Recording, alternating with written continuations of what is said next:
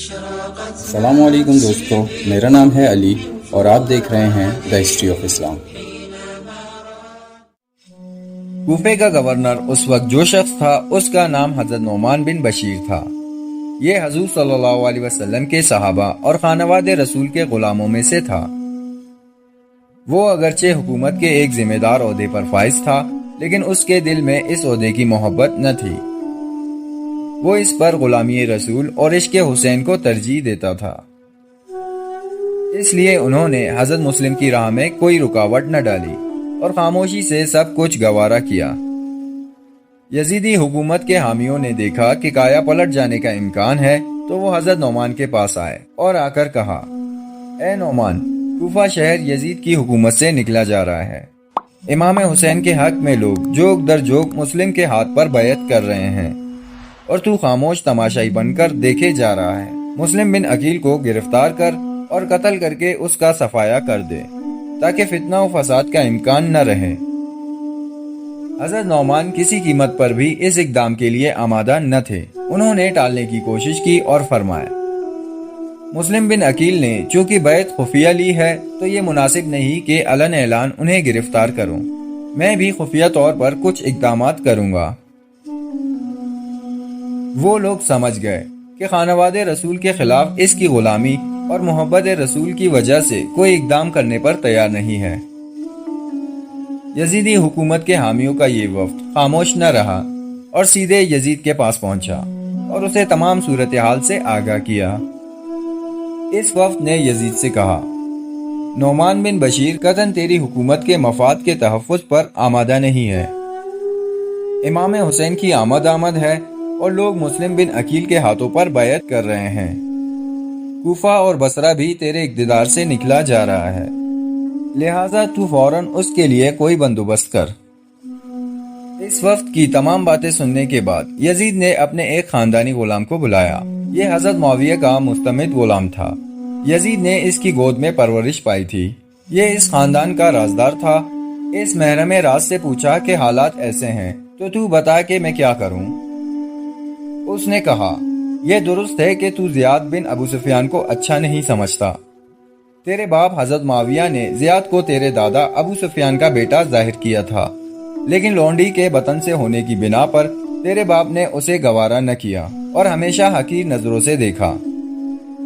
پھر جب تیری تخت نشینی کا وقت آیا تو زیاد بن سفیان نے تیری تخت نشینی کی بھی مخالفت کی۔ تو اس وجہ سے بھی اسے اچھا نہیں سمجھتا اور اس کے بیٹے عبید اللہ ابن زیاد کو بھی اس نسبت سے برا جانتا ہے۔ لیکن میری رائے یہ ہے کہ اس آڑے وقت میں جس طرح عبید اللہ تیرے کام آ سکتا ہے اور اس فتنہ و سازش کو جس طرح وہ کچل سکتا ہے، کوئی اور اس مہم کو کامیابی سے سر نہیں کر سکتا۔ تو فوراً کوفے کی حکومت عبید اللہ کے سپرد کر دے اور نعمان بن بشیر کو معزول کر دے تاکہ ابن زیاد اپنی سخت پالیسی کی وجہ سے اس سازش کو کچل دے۔ یزید کو یہ مشورہ پسند آیا۔ اس نے فوری خط کے ذریعے نعمان بن بشیر کو معزول کر دیا اور عبید اللہ ابن زیاد کو گورنر نامزد کر دیا۔ ابن زیاد بصرہ کا گورنر تھا۔ کوفے میں شیعان علی کا زور توڑنے کے لیے یزید نے اسے کوفے کا بھی گورنر بنا دیا اور اسے حکم دیا کہ فوراً کوفہ پہنچ کر وہاں کے حالات کو قابو میں لاؤ۔ جس دن بصرہ میں ابن زیاد کو یزید کا یہ حکم نامہ ملا، اسی روز بصرہ میں حضرت امام حسین کا قاصد بھی خط لے کر وہاں کے لوگوں کے پاس پہنچا، مگر وہ گرفتار کر لیا گیا۔ ابن زیاد نے بصرہ کے لوگوں کو مرعوب اور خوفزدہ کرنے کے لیے ایک جلسہ عام کا اہتمام کیا۔ جب لوگ اکٹھا ہوئے تو وہ گرجدار آواز میں بولا، اے لوگو، مجھے پہچاننے کی کوشش کرو۔ میں خونخوار صفاق باپ کا بیٹا ہوں، ایک ظالم و جابر اور قتل و غارت سے دریغ نہ کرنے والے کا بیٹا۔ میرا باپ صفاق تھا، میں بھی صفاق ہوں۔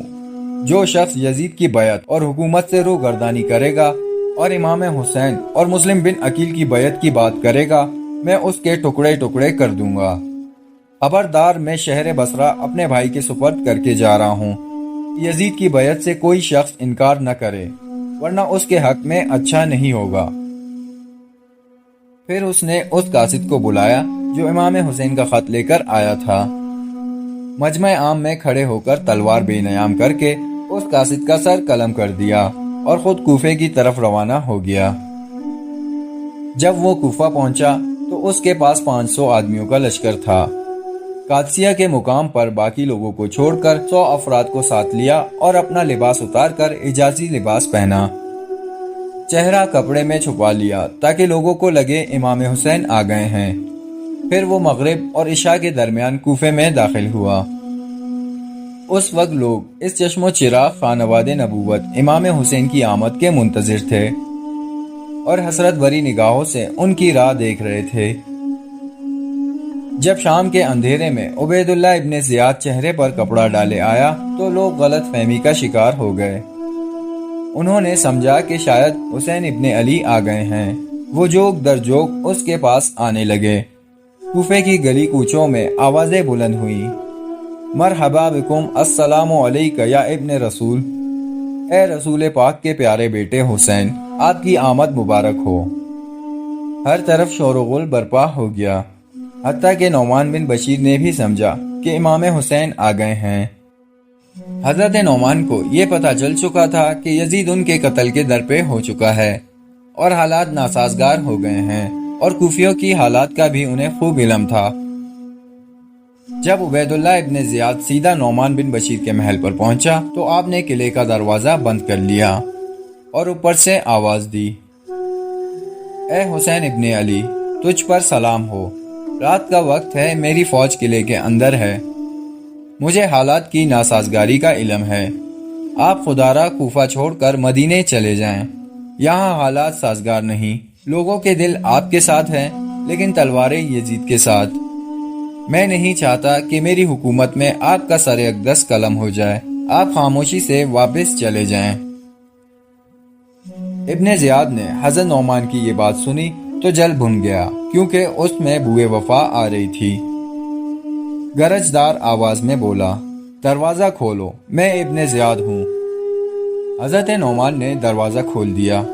اس نے آتے ہی عہدے کا چارج لے کر حضرت نعمان کو معزول کر دیا اور اسی وقت اپنے جاسوسوں کو حکم دیا کہ شہر میں پھیل جاؤ اور جہاں مسلم بن عقیل پناہ گزین ہو ان کو گرفتار کر کے لے آؤ۔ اگلے روز ابن زیاد نے کوفے میں ایک جلسہ عام کا انتظام کیا۔ اس میں ہزاروں افراد جمع کر کے اس نے برملن اعلان کر دیا کہ تم لوگ جانتے ہو کہ میرا باپ زیاد جلاد تھا، سفاک تھا، خونریز تھا، اور میں بھی خونریز اور سفاک ہوں۔ مجھے معلوم ہوا ہے کہ تم لوگ یزید کی بیعت اور اس کی حکومت سے انکاری ہو، بس میں تمہیں سختی کے ساتھ اس بات سے منع کرتا ہوں۔ میں تم سب لوگوں کے نام بھی جانتا ہوں اور تمہاری شکلیں بھی پہچانتا ہوں اور تمہارے خاندانوں سے بھی واقف ہوں، اور یہ اعلان کرتا ہوں کہ جو شخص امام حسین کے لیے مسلم بن عقیل کے ہاتھ پر بیعت کرے گا، میں اس کا نام صفحہ ہستی سے مٹا دوں گا۔